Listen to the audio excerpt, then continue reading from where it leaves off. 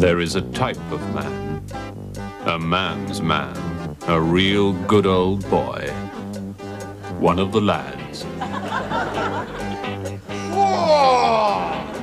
who is born to be a prat.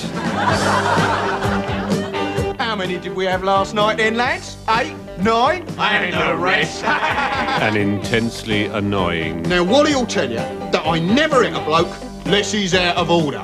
utterly contemptible, Pink tie, Wally. Backs to the wall, lads. Wally's on the turn. Iffy, iffy. human disease. This man is a Wally. These men are Wallies. Hello, Wally. Here, Wally. Where's Wally? I'll show you. What? When have you boys got the time? If you've got the energy, Mrs. W. Now, how do you lads think these things are? Here, we're really great, we are. Terrific, terrific. We're brilliant, us. Magic, magic. Anyone says different and we'll have him, have him. Here, Wally, how'd it go with Sonia then? Do me a favour, lads. Did you get floor? And the rest. What? Clock that then.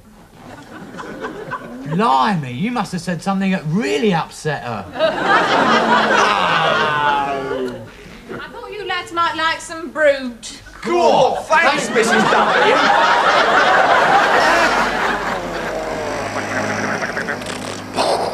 Colonel Sodom, you have saved England. Oh, thank you, Your Majesty. Sorry. My fault entirely.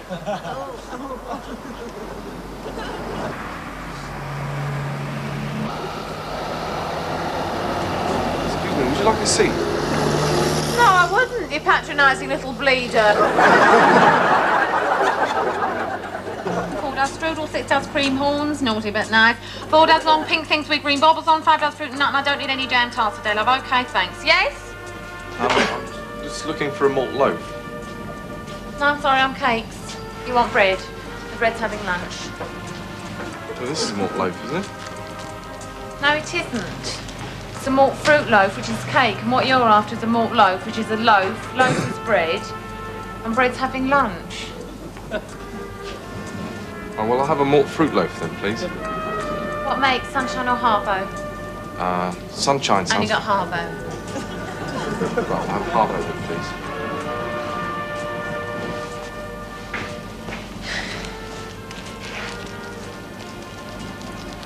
It's not priced.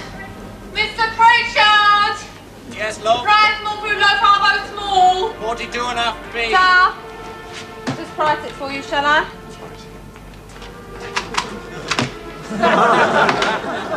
Sorry, it's a bit smudged. Thanks. You got anything smaller? Yes, I've got a 50. You got the half? No. You got the 2? No, I've got a 5. Well, that's no good, is it? A 5. Mr. Pritchard! No, Change! it's all right. Have you got anything for 7.5? We can round it up to 50.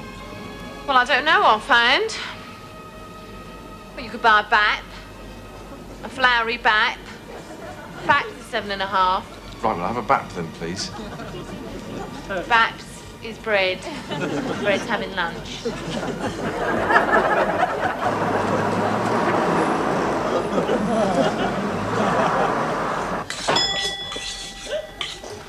Yes, sir. Yes, I want a leg of pork, please. This do you, sir? Yes, that's fine. Good.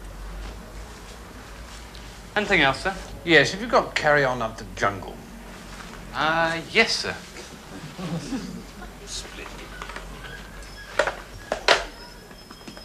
It's 137 minutes, sir. Oh, that's far too much. There's only 3 of us. Just take something off the end, would you? Certainly, sir. Thank you.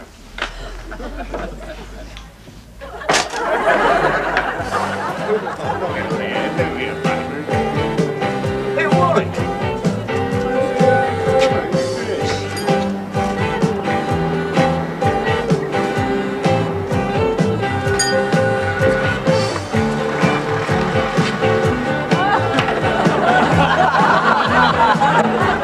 Wallies earn their living on television, appearing in advertisements for lager beer.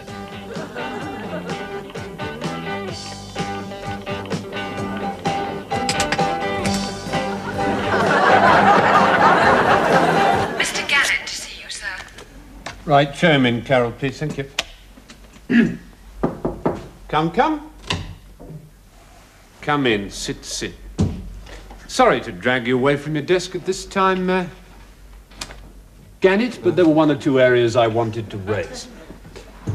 How long have you been with industrial carbofluids? 17 and a half years now, sir. 17 and a half years.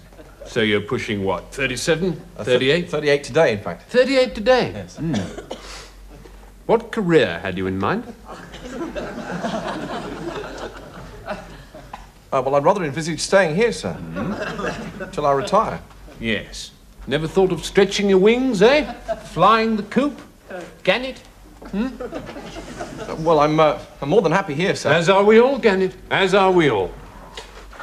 Do you mind if I call you Gannett? No? Good. Well, I won't mince around the bush any longer. Carol, thank you so much. Just pop 'em down there, would you, dear? Thank you.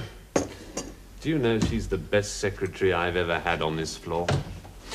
I'll tell you something, Gannett. I won't be getting rid of her in a hurry. Oh, good. So, what do we pay you these days? £7,500. Pounds? Yes. £7,500 a year. Managed to get by on that, do we? Well, you know, these are difficult times. God knows you're right, Gannett. We all feel the pinch. Yeah. How would you react to a cut in salary, though? Well, obviously I wouldn't be too happy about it, No. but, you know, it's for the good of the firm. Yes. So, what would you say to a cut in salary for the good of the firm, a figure from the air, £7,500 a year? Somewhat harsh. Yes. You see, my board have asked me to reduce staff by 50%, Gannett. Now, where do you think that leaves me? Without me, sir. Go and look at it my way, Gannett.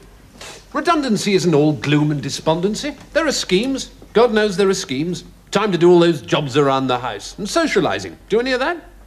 Well, you know, the odd party. Odd? How odd? You don't dress up as a bird, do you, Gannett? Well, let's address ourselves, shall we, to the terms of your redundancy. Obviously, there's a fairly handsome cheque in the post for you, which is probably where it'll stay. No, I'm just being silly there. There's no cheque at all. Some of the boys in retail had a bit of a whip round, see if they couldn't get you something, but since you're not too popular around here, we didn't raise anything. I dipped in, though, and got you this. I hope you like it. It's a book. Oh, thanks very much. Not at all, not at all. Due back in a fortnight. So, many thanks, Gannett. And if there's anything you need, anything at all, please don't think about it. Excuse me. Hello? Ah, Leslie. Yes, nice to hear from you.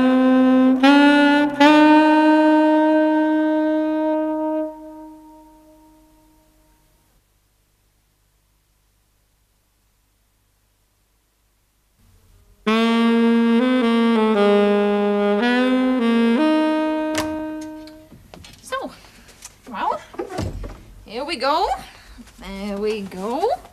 So, Roger, I expect this is your first night in student digs, is it, love? Huh? Well, actually, it's my first night away from home anywhere, actually. Is it, dear? Oh. Well, look, I've made you a nice hot drink to settle your tongue. Would you like a hot drink? Ted and I always have one before we go to bed. A hot drink, that is. Take your notice, Roger. Ted's only teasing. We always make love as well, of course, but you can see that for yourself. Oh. Roger, that's a nasty sore patch you've got on your lip there. I hope this hot drink isn't going to be uncomfortable on your sore patch, because it really is a very hot drink, and that looks like a very sore patch, so you better blow on it first. The hot drink, that is. Take no notice, Roger. Ted's only teasing. Of course, you can blow on your private parts as well, if you so desire, but on second thoughts, Roger, blowing might crack that sore patch. You know how inflexible they are. Ted, blow on Roger's hot drink for Roger, save him cracking his sore patch. Excuse me, do you think I could have a sip? Who are you? Why are you crawling out of our television set? I'm part of a pilot program from the first ever live cable channel. So, what do you want to watch? Yes. What do you want to watch? Oh, the wrestling. Wrestling? Right.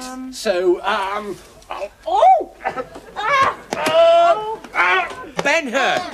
Look, I thought you wanted to watch the wrestling. I was enjoying the wrestling, Ted. Well, let's put it back to the bloody wrestling then. I do wish you two would make your minds up. Right, wrestling. Or a bit of comedy. No, Ted, think of Roger. If he likes, he might crack his soul patch. Oh, Roger, are you enjoying your hot drink, love, eh? Yes, thank you very much, Mrs. Country. Well, Roger, first day at college tomorrow. A big day for you. Yeah. Look, is anybody watching this? Or shall we have it off? You see, Ted? And that's what cable brings into the home. Oh dear, oh dear, oh dear. Oh dear, oh dear, oh dear, oh dear. Oh dear, oh dear. Something the matter, officer?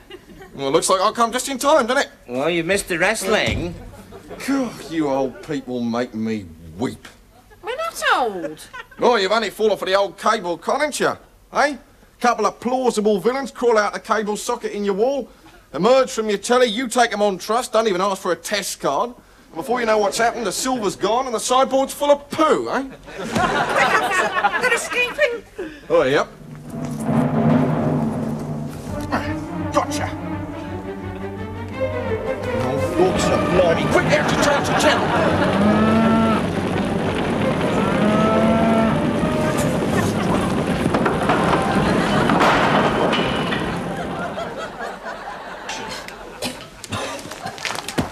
You were right. Cable television will undermine the very fabric of our home. Oh, look. Roger's cracked his soul patch. Hey, lad, you fancy a takeaway? Yeah, all right. Sound like that. I could eat a box. You should be so lucky.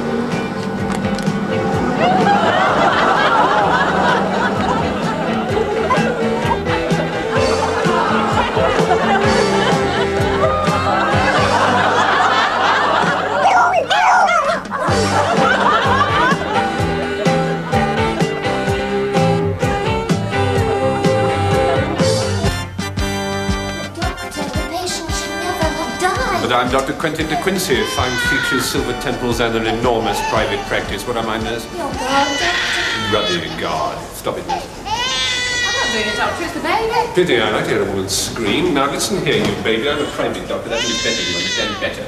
Now, shut up. Splendid. This mother was protected by Bupa, a happy birth when she wanted it. This mother had to wait 25 years for the NHS to get around to her. Bupa puts the class prejudice back into being in.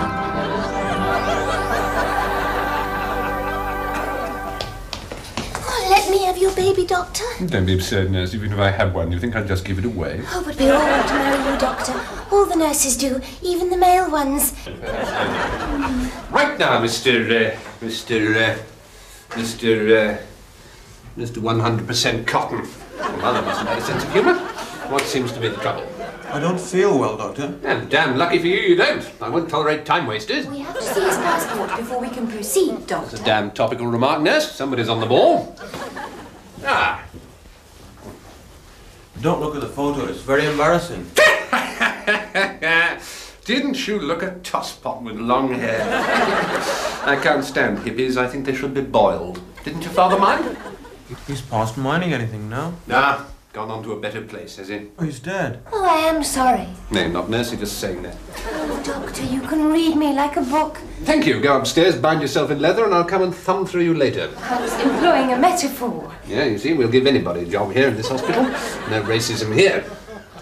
I thought you said your name was 100% Cotton. It says there Billy Barney Singh with an H on the end. It is. It is? No, I think I'll just call you Chicken Curry. So really confusing. I'm sure you'll understand that remark is meant in the best possible taste. Right now, Mr. Curry, what seems to be the trouble? It's my leg. Everybody's a ruddy expert these days, aren't they? Been watching Tomorrow's World, have we? It's your head, man. It's bandaged up like an Egyptian mummy. I'm a Sikh doctor. Well, I realise you're a Sikh man, or you wouldn't have been here. Why are you talking Italian? That's the largest cervical cancer I've ever seen. And now we devote the rest of the programme to a filmed report on the current festival of Eurodance at the Body Shop part of Peterborough's new workplace and day centre. One of the most exciting groups to have emerged is the Strom Theatre Dance Theatre from Strom, under the direction of the much-noticed Padura Copa Sangue. Ranulph Whiteshaft managed to catch up with them in rehearsal at the happening space of Peterborough's new Community Care Centre. We talked first to Peterborough's complex director and arts amenity administrator, Simon Newby. Does he see this visit as being a shot in the arm for Peterborough's cultural expansion? Yes, surely we were all very excited when the chance arose for the Strom Theatre Company to come and share our facilities during the period of the festival. I like what they had to offer me. They like what we had to offer them. And I was able to turn around to them and say, yes, look, we can do business here, all right? It's something new and exciting in Peterborough, certainly. Not that Peterborough needs anything new and exciting, no way. There's enough that's new and exciting in Peterborough to keep us all off the streets for many a good long year.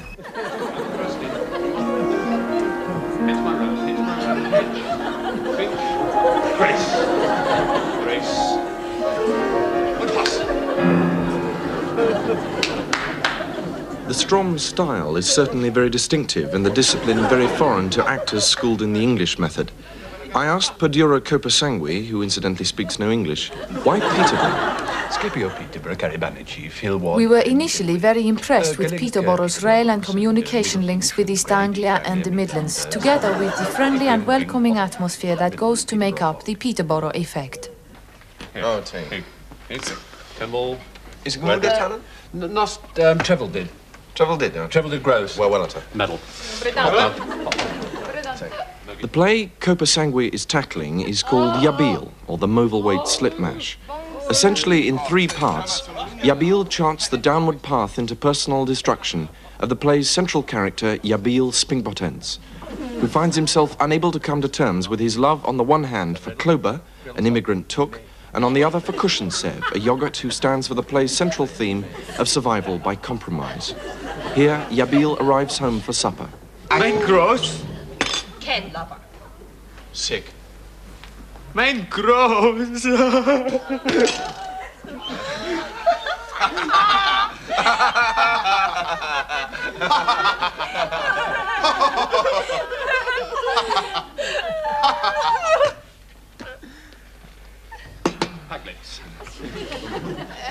Librea Mooney has been with the Strom Company for more than 12 years. What does she feel that Yabil has to offer a British audience? Bollocks. Peterborough is a centre of cultural growth. That is why we are here. Main gross. Main gross. Main gross. A lot to offer, certainly. But how do the people of Peterborough react to the new dramatic discipline that the Strom Theatre embodies? Simon Newby. Even now, we are finalising preparations for our own tour in the autumn of Strom, when we'll be presenting them with our Rumpelstiltskin. Though, of course, as you probably know, Peterborough is twin community, not with Strom as such, but in fact with Hevil Spending. And are the facilities over there on a par with those here in Peterborough? Ranulph, I could talk to you all year about Peterborough's community.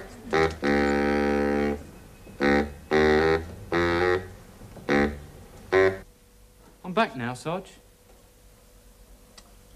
That's what I like to see. A good old-fashioned Bobby.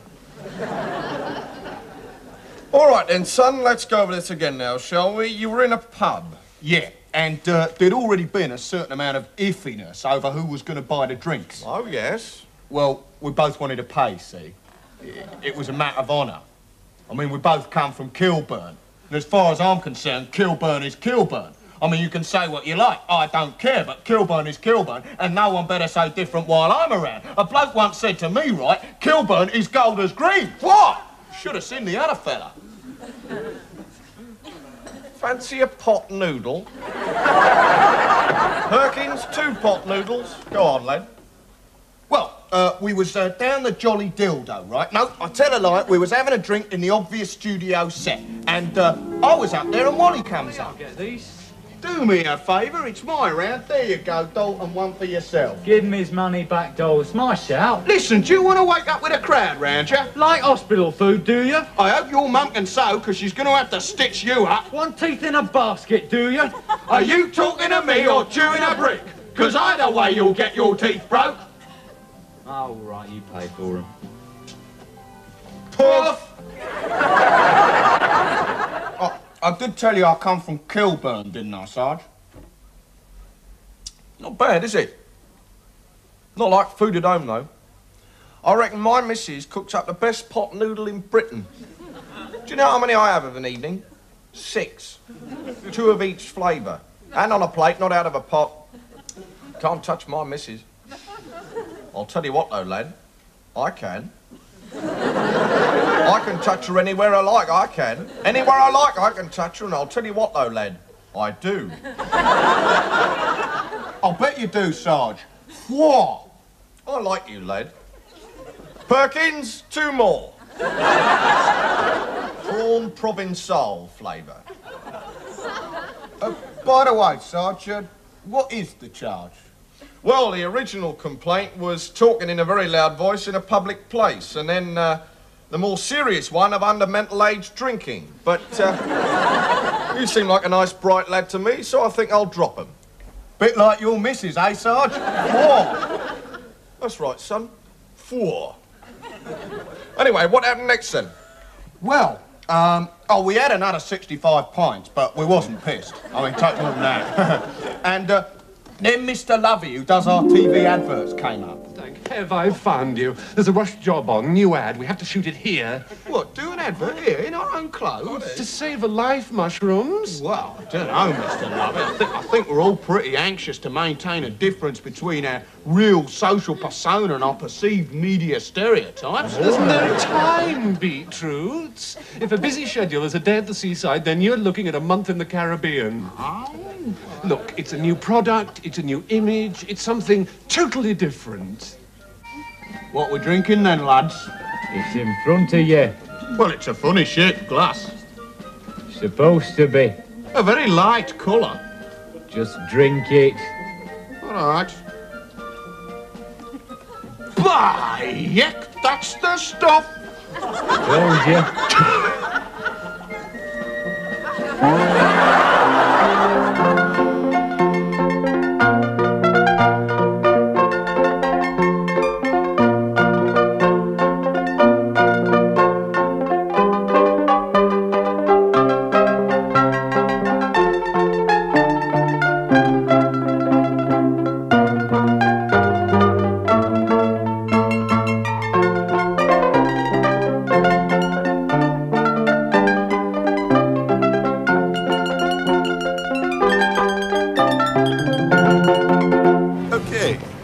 £1.50. So, if you take that off the £25, that means you owe me £23.50. Hey, congratulations, you just got yourself a great insurance policy. This man is an insurance salesman, or bastard. Hi, I'm Peter. Oh, hi, I'm Peter. You've bought the policy, now see the film. Claws. The horror of a community terrorized by a killer bastard.